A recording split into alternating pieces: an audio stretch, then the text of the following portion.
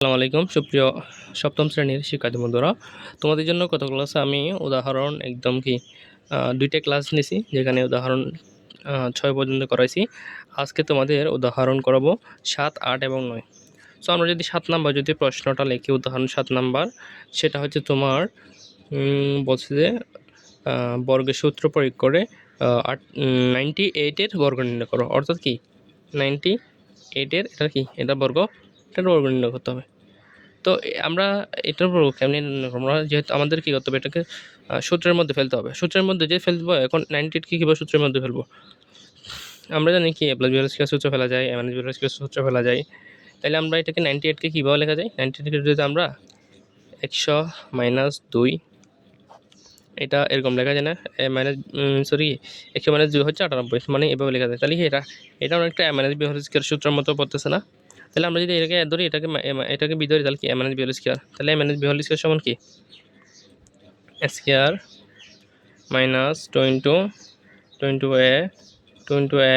Plus b square. ঠিক আছে, লিখে যায় কিনা?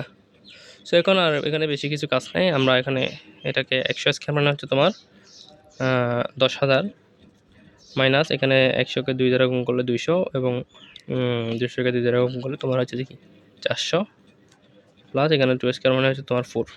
তো এখন যদি আমরা করি কী হবে, এটা ক্যালকুলেশন করলে তোমার আসবে যে কত?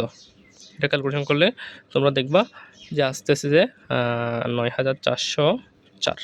ঠিক আছে, এটা তোমরা ক্যালকুলেটারে বসিয়ে দিলে হবে, আর তোমরা মুখে করতে পারো। এরপর আমরা করবো যে এখন 8 নম্বর অঙ্কটা। 8 নম্বর অঙ্ক বলছে আমাদের a + b = 7 এবং ab সমান তোমার 9। এখন বলছে যে আমাদের কি a square plus b square এর মান নির্ণয় করো। এত এর মান নির্ণয় করো, এত এর মান নির্ণয় করো। ঠিক আছে, এখন আমরা এটার মান কীভাবে নির্ণয় করব? So a square plus b square হচ্ছে যে সূত্র যদি আমরা ফেলি, তাহলে সূত্র যদি আমরা ফেলি, তোমরা দেখবা যে এটা কি একটা অনুসিদ্ধান্ত আছে, অনুসিদ্ধান্ত 1-এর সূত্রের মধ্যে পড়ে। এটা হচ্ছে তোমার 70 পৃষ্ঠায়, দেখলে তোমরা পারবা। এটা সূত্র হচ্ছে তোমার a square plus b square, এর সূত্র হচ্ছে যে a square plus b square সমান তোমার এটা হচ্ছে যে কি a plus b whole square minus 2ab। So এটা হচ্ছে সূত্র। সো এখন আমাদের তো a প্লাস b এর মান দেওয়া আছে, আমাদের প্লাস b এর মান এখানে 7 দেওয়া আছে না? তো 7 বসাই দাও, এখানে 7 বসাই দিছি, a স্কয়ার দাও মাইনাস 2 তো দাও, আর ab, এখন ab এর মান কোথায় আমাদের দেওয়া আছে? কত? 9 ইন্টু কত? 9। তাহলে আমরা জানি কি 7 স্কয়ার মানে কত? 7 7 49 না? তাহলে কি 49 মাইনাস এবং 9 গুণ কত? 18। তাহলে 49 থেকে 18 গেলে তোমার হচ্ছে থাকতেছে 31। সো এটা হচ্ছে তোমার উদাহরণ কত? এটা হচ্ছে উদাহরণ 8। এরপর আমরা কী করব? উদাহরণ 9টা করব। 9টা দিয়ে কী করি? উদাহরণ 9 হচ্ছে তোমার কীরকম? এটা হচ্ছে প্রশ্ন বলছে যে a প্লাস b সমান 5 এবং ab সমান কত? ab সমান তোমার হচ্ছে যে 6। তো এটা কীভাবে করবো আমরা? এটাও কি এখানে বলছে যে মানে আমাদের a - b হোল স্কয়ারের মান বের করতে হবে। ঠিক আছে, তো এখন a - b হোল স্কয়ারের সূত্র কি জানি আমরা?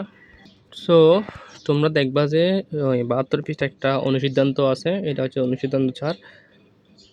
অনুসিদ্ধান্ত 4-এ তোমাদের a - b হোল স্কয়ারের যে সূত্রটা আছে, সেটা হচ্ছে যে তোমার a plus b whole square minus 4ab।